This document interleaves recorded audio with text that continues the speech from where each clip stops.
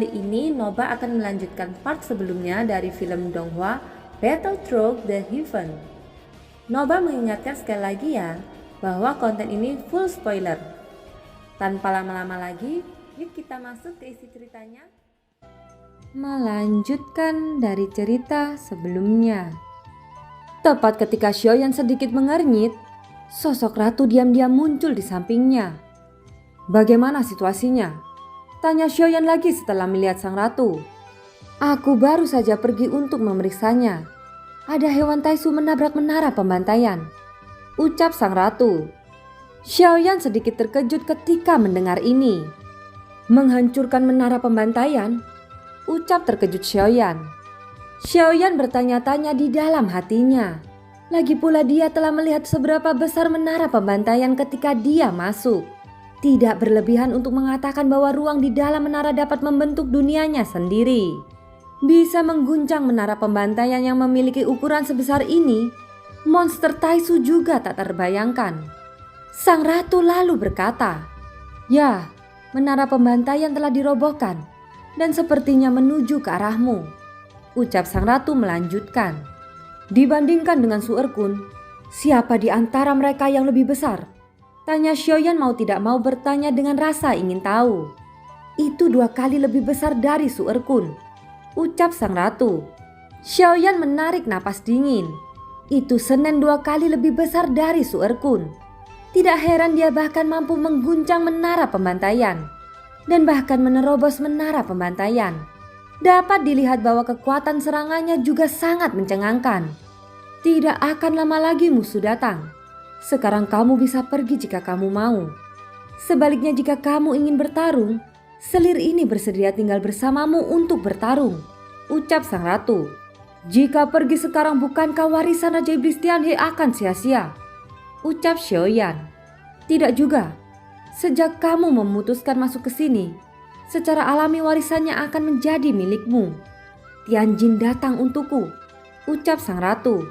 Tepat saat kata-kata itu jatuh, tiba-tiba bayangan darah melintas di depan sang ratu dan memadat menjadi sosok kekar bertanduk 2. Jelas sosok kelas yang muncul tidak lain adalah Raja Iblis Tianhe yang asli. Raja Iblis Tianhe berlutut dengan satu lutut dan menangkupkan tangannya kepada sang ratu. Itu menunjukkan betapa dia sangat menghormati sang ratu. Bahkan jika dia sekarang adalah tubuh jiwa, dia masih melakukan salam hormat. "Nak, apakah kamu bersedia mengambil alih warisanku?" Ucap sosok itu segera menoleh untuk melihat Xiaoyan dan berkata dengan suara dalam, "Nak, dia adalah suamiku. Kamu memanggilnya anak laki-laki?" Ucap sang ratu tidak menunjukkan wajah apapun kepada Raja Iblis Tianhe. "Suami?" Ucap Raja Iblis Tianhe langsung batuk-batuk. Sungguh sulit dipercaya. Aku tidak tahu kemampuan apa yang dimiliki orang ini untuk mendapatkan hati sang ratu. Tapi tidak peduli bagaimana, jika dia ingin warisanku setidaknya aku harus menjadi seniornya, ucap Raja Iblis Tianhe. "Oh, kamu ingin menjadi senior suamiku, dan kamu juga ingin menjadi seniorku," ucap sang ratu melanjutkan. Raja Iblis Tianhe tercengang untuk beberapa saat. Melihat Raja Iblis Tianhe yang dipenuhi kepahitan, Xiaoyan segera berdiri untuk mengatasi rasa malunya. Aku bersedia, Senior Tianhe," ucap Xiaoyan tersenyum kecut. Dia menangkupkan tangannya sebagai seorang junior. Pada saat ini tangan sang ratu yang ramping menutupi wajahnya sendiri. Lalu suara tawa kecil seperti lonceng perak perlahan keluar. Jelas sang ratu sedang mencari kesenangan dengan teman-teman lamanya. Dia sudah mengenal Raja Iblis Tianhe dengan sangat baik dan dia sengaja untuk mempersulitnya. Setelah mendengar tawa sang ratu, Raja Iblis Tianhe tampak bereaksi. "Yang mulia ratu, tolong jangan mengolok-olokku. Jika pagoda ini dihancurkan, maka kebijaksanaan spiritual terakhirku akan hilang. Jadi sebelum itu aku harus meninggalkan sesuatu untuk generasi mendatang. Ini akan menjadi bukti terbaik di dunia," ucap Raja Iblis Tianhe berkata dengan serius. Tawa sang ratu berangsur-angsur berhenti. Wajahnya berangsur-angsur menjadi serius dan dia sedikit mengangguk. "Memberikan warisanmu padanya adalah keberuntungan besar untukmu," ucap sang ratu lagi. Raja Iblis Tianhe tercengang lagi. Warisannya telah menarik begitu banyak pertarungan untuk keabadian kaisar. Orang macam apa pria di samping sang ratu sehingga membuat sang ratu berkata seperti itu? Kekuatanku memang tidak setinggi yang mulia ratu, tetapi aku juga hampir melangkah ke ranah keabadian dewa. Secara alami warisanku masih memiliki bobot. Aku bisa melihat kekuatan suami sang ratu. Sepertinya dia bahkan belum membuat terobosan puncak dewa bintang 9. Jadi aku khawatir dia mungkin tidak memenuhi syarat mengambil alih warisanku, ucap Raja Iblis Tianhe. Dia sebenarnya memberitahu Xiaoyan bahwa warisannya bukanlah sesuatu yang bisa dia terima dengan kekuatannya. Hahaha, ucap sang ratu tiba-tiba tertawa terbahak-bahak. Dan Raja Iblis Tianhe sekali lagi tidak berani bergerak. Kemudian sang ratu menatap Raja Iblis Tianhe. Setelah menghentikan tawanya, dia menatap Raja Iblis Tianhe dengan serius. Kamu mengatakan bahwa Zuzang tidak dapat mengambil warisan dari seorang yang masih setengah langkah dari keabadian dewa? Ucap sang ratu. Zuzang? Ucap Raja Iblis Tianhe, matanya langsung melebar dan tubuhnya bergetar. Setelah beberapa napas, dia tiba-tiba menatap Xiaoyan. Dia tiba-tiba menunjukkan ekspresi rasa hormat yang tak tertandingi. Dia menangkupkan tinjunya dengan berat ke arah Xiaoyan dan membungkuk dengan kedua lututnya. Adegan ini bahkan lebih sopan daripada ketika dia menghadap sang ratu. Tianhe memberi penghormatan kepada guru, ucap Raja Iblis Tianhe tiba-tiba terlihat sangat bersemangat. Xiaoyan tercengang saat melihat ini. Senior mengakui orang yang salah. Aku bukan Zuzang. Tidak, lebih tepatnya adalah aku reinkarnasi dari Yang Mulia Zuzang. Jadi dalam arti tertentu aku bukan lagi Zuzang. Aku tidak punya ingatan dari kehidupanku sebelumnya. Jadi maaf jika aku tidak mengenali senior, ucap Xiaoyan dengan senyum masam. Berkali-kali dia tidak menyukai perasaan ini. Dia tahu bahwa rasa hormat dari para senior mungkin diberikan kepada Zuzang, bukan dia. Xiaoyan tidak bisa menerima rasa hormat ini. Apakah Tuan bereinkarnasi atau tidak? Jika jiwanya tetap sama, dia akan selalu menjadi tuanku, dan hidup ini tidak akan pernah berubah. Sayang sekali Tianhe gagal dalam dukungan tuanku, ucap Raja Iblis Tianhe mengepalkan tinjunya. Xiaoyan bisa merasakan kesedihan dari wajah Raja Iblis Tianhe. Xiaoyan juga bertanya-tanya di dalam hatinya, pertempuran macam apa yang terjadi di alam Xuanyin sehingga menyebabkan orang-orang kuat mati di sini dalam skala besar. Berbicara secara logis, keabadian kaisar tidak dapat dihapus oleh waktu. Apalagi untuk Raja Iblis Tianhe yang telah melangkah ke ranah setengah langkah dari keabadian dewa. Dia pasti mengalami pertempuran yang sangat tragis sehingga menyebabkannya jatuh di sini. Apa sebenarnya yang terjadi pada masa lalu alam Xuanyin? Pertempuran besar macam apa yang terjadi sehingga begitu banyak eksistensi kuat jatuh? Ucap Xiaoyan tidak bisa menahan diri untuk bertanya dengan rasa ingin tahu. Namun tepat ketika Xiaoyan bertanya, getaran yang belum pernah terjadi sebelumnya datang lagi dari menara pembantaian. Dan tampaknya lebih kuat. Menara pembantaian akan segera dihancurkan. Monster besar yang menghantam menara pembantaian saat ini juga merupakan binatang dewa Taisu yang dipanggil oleh pria Taisu. Ini juga menunjukkan bahwa 830 dan 853 yang dimakan oleh Su Erkun kemungkinan besar masih hidup. Jika tidak, monster Void Taisu tidak akan membuat langkah besar seperti itu. Pada saat ini monster Void Taisu menghantam menara pembantaian dengan kepalanya yang besar. Tubuh semi baja itu sangat keras dan tiba-tiba merobohkan beberapa lubang besar dari menara pembantaian. Tujuannya juga tampaknya sangat jelas, yaitu menghancurkan menara pembantaian, memaksa Xiaoyan keluar dari menara dan menyelamatkan 830 dan 853. Tubuh monster Void Taisu sangat besar, tetapi meskipun demikian akan membutuhkan waktu untuk menghancurkan menara pembantaian. Jika murni karena benturan saja, setidaknya masih ada waktu untuk Xiaoyan. Setelah benturan terus-menerus, monster Void Taisu tiba-tiba mengalami stagnasi dan sosok besar itu mulai berubah. Jantung yang berdetak dari tubuh berstruktur baja meledak dengan cahaya yang menyilaukan. dan kemudian perlahan membuka mulutnya yang besar. Cahaya berkumpul dengan cepat di mulutnya, seolah-olah berencana untuk menghancurkan menara pembantaian secara langsung dengan satu serangan. Tampaknya dia tidak lagi peduli lagi dengan hidup dan mati 830 dan 853. Di bawah energi yang kuat ini segala sesuatu di sekitarnya bergetar hebat. Bahkan gunung serta bangunan di sekitarnya terangkat dan ditarik ke udara oleh isapan yang kuat. Seluruh lingkungan berubah menjadi medan magnet yang sangat kuat. Dan orang-orang yang selamat semuanya melarikan diri dengan kecepatan tercepat. Lagi pula di bawah tubuh besar monster Void Taisu, keberadaan manusia terlihat seperti setetes air di lautan. Sepertinya tidak ada kekuatan yang bisa mengguncang monster seperti itu. Tetapi tidak dapat mengguncang itu tidak berarti bahwa itu tidak dapat diguncang.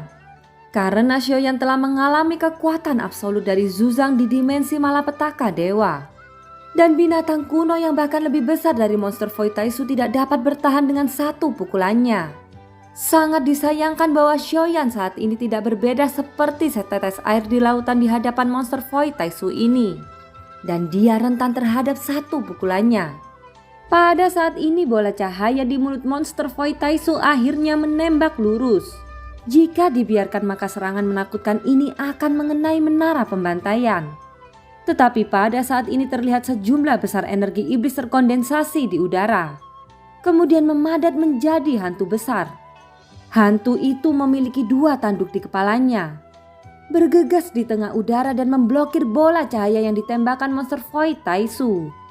Dengan ledakan terlihat sosok hantu bertanduk dua itu menghantam bola cahaya. Dan bola cahaya dengan kejam menekan hantu itu dan membentuk konfrontasi untuk sementara waktu. Energi iblis terus-menerus menyembur keluar dari menara pembantaian. Dan hantu besar itu menjadi lebih padat seiring masuknya energi iblis. Dan secara bertahap mendapatkan keunggulan dalam tabrakan.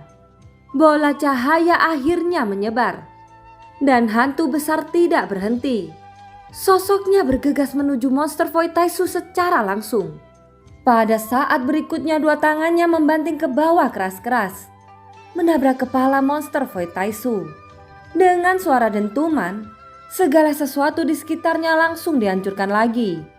Guncangan yang ditimbulkan oleh hantaman itu menyapu setiap inci ruang di sekitarnya. Saat ini ruang di sekitarnya seperti permukaan air yang terganggu oleh batu dan menimbulkan riak lapis demi lapis. Saat suara terus bergema, terlihat sosok besar monster Void Taisu tiba-tiba terguncang ke belakang. Tetapi meskipun demikian dia hanya dipaksa mundur tanpa menderita luka. Adapun hantu besar itu, dia sebenarnya adalah tubuh asli dari Raja Iblis Tianhe. Tetapi ini sudah menjadi sedikit kekuatan yang tersisa dari Raja Iblis Tianhe. Yang bisa dia lakukan hanyalah mengguncangnya kembali untuk sementara dan tidak dapat membunuhnya. Binatang buas yang tampaknya telah diubah oleh Taisu ini juga memiliki struktur baja. Kekuatan serangan dan pertahanannya sangat luar biasa. Oleh karena itu Raja Iblis Tianhe hanya dapat mengguncangnya kembali. Tentu saja ini juga karena Raja Iblis Tianhe telah lama mati. Dengan berlalunya waktu tidak banyak kekuatan yang tersisa, yang secara alami tidak dapat dibandingkan ketika di masa hidupnya. Untuk dapat mengguncangnya kembali sedikit, sudah merupakan hal yang luar biasa. Dan apa yang dia lakukan hanyalah membeli lebih banyak waktu untuk Xiaoyan. Guru, mengapa Anda tidak bisa membangunkan ingatan Anda setelah reinkarnasi? Dengan bakat guru, Anda pasti bisa menjadi sangat kuat dengan kecepatan tercepat. Ucap Raja Iblis Tianhe menatap Xiaoyan dengan bingung. Mungkin karena aku tidak ingin menyimpan kenangan kehidupanku sebelumnya. Atau mungkin karena terlalu banyak hutang cinta. Tapi sekarang sepertinya tidak ada yang bisa dihindari. Ucap Wilayah menyindir sang ratu. Lagi pula Xiaoyan dipaksa olehnya di sepanjang jalan. Jadi bisa dikatakan bahwa dia menjadi korban. Raja Iblis Tianhe tersenyum kecut saat mendengar kata-kata itu. Dia berkata, "Untuk guru, secara alami warisanku sama sekali tidak bisa masuk ke mata Anda. Binatang buas di luar tidak bisa lagi kuhentikan dengan sisa kekuatanku. Tapi aku berjanji akan mengawal guru keluar dari sini." Ucap Raja Iblis Tianhe. "Senior Tianhe, Anda dan saya berada dalam hubungan guru dan murid di kehidupan sebelumnya. Tetapi tidak lagi terjadi di kehidupan ini. Sekarang saya benar-benar membutuhkan warisan dari senior. Dan saya berharap senior akan memberi saya warisan. Pertempuran besar akan segera datang. Saya membutuhkan kekuatan yang lebih kuat, ucap Xiaoyan menangkupkan tangannya dengan sungguh-sungguh. Raja Iblis Tianhe memandang Xiaoyan dengan ekspresi yang sedikit kental di wajahnya. Harus dikatakan bahwa gurunya pernah menjadi orang kuat yang tak tertandingi. Bagaimana dia bisa direduksi menjadi titik ini? Bagi Raja Iblis Tianhe, warisannya seharusnya tidak layak disebutkan di depan Zuzang. Tuan, warisanku benar-benar, ucap Raja Iblis Tianhe. Senior Tianhe, ucap Xiaoyan memotongnya dan berkata dengan keras. Nasib kehidupan sebelumnya sudah berakhir. Sekarang aku bukan lagi gurumu, bukan Zuzang, tapi hanya seorang junior yang ingin menjadi lebih kuat, ucap Xiaoyan dengan nada marah. Dan kalimat itu jatuh ke telinga Raja Iblis Tianhe. Tetapi ketika Xiaoyan mengatakan ini, dia langsung menyesalinya. Senior, maafkan aku. Bukan itu yang kumaksud, ucap Xiaoyan. Dia tidak bermaksud mengatakan ini. Tetapi kadang-kadang ketika dia terjebak dalam keterikatan antara Zuzang dan dirinya sendiri, Xiaoyan tidak bisa mengendalikan emosinya yang rumit. Ini karena dia tidak ingin menjadi Zuzang. Dia tidak memiliki ingatan akan kehidupan sebelumnya. Jadi Xiaoyan tidak ingin mendapatkan rasa hormat karena Zuzang. Dia adalah Xiaoyan, bukan makhluk tertinggi atau merawat semua makhluk hidup. Tapi dunia menghormatinya sebagai Zuzang. Itu terlalu menekan Xiaoyan, serta perasaan yang seharusnya bukan miliknya. Raja Iblis Tianhe akhirnya mengangguk sedikit setelah merenung sejenak. Aku mengerti. Tolong ambil alih warisanku, ucap Raja Iblis Tianhe setelah merenung sejenak. Raja Iblis Tianhe akhirnya mengangguk, berkata dengan nada yang jauh lebih lemah. Dan dia merasa kesepian di hatinya saat ini. Xiaoyan menatapnya. Dia tidak bisa mengendalikan emosinya. Dan dia sangat menyesal di dalam hatinya. Tapi tidak ada artinya untuk mengatakan lebih banyak kata sekarang. Xiaoyan mengangguk sedikit dan duduk bersila. Segera sosok Raja Iblis Tianhe menghilang dan berubah menjadi kabut, menyelimuti Xiaoyan dalam sekejap. Warisanku dipandu oleh energi iblis. Aku akan memberimu energi iblis untuk memadatkan jantung iblis. Jika kamu dapat memahami Tao iblisku, maka pada saat itu semua keterampilan bertarungku dapat diperkuat oleh energi iblis. Dan kamu dapat bertarung dengan lebih berani. Bahkan jika kamu melawan segalanya, jantung iblis akan memberimu keberanian ekstrim, ucap Raja Iblis Tianhe. Suara Raja Iblis Tianhe terdengar di benak Xiaoyan. Pada saat yang sama energi iblis yang belum pernah terjadi sebelumnya mengalir ke tubuh Xiaoyan seperti pencerahan dewa. Pil ajaib yang berubah menjadi ungu di tubuhnya mulai berputar dengan liar.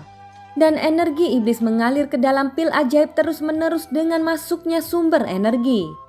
Warna pil ajaib ungu berubah lagi.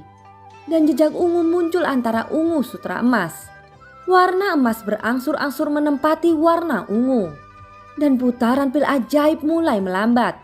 Pil ajaib itu tidak lagi bulat, tetapi naik perlahan dari meridian Xiaoyan hingga mencapai sisi kanan dadanya. Pil ajaib mulai tumbuh dan mengandung semacam kehidupan ketika sinar cahaya keemasan keluar darinya. Dengan kata lain, pil ajaib berangsur-angsur berubah bentuk menjadi jantung. Detak jantung yang kuat datang dari dada kanan Xiaoyan.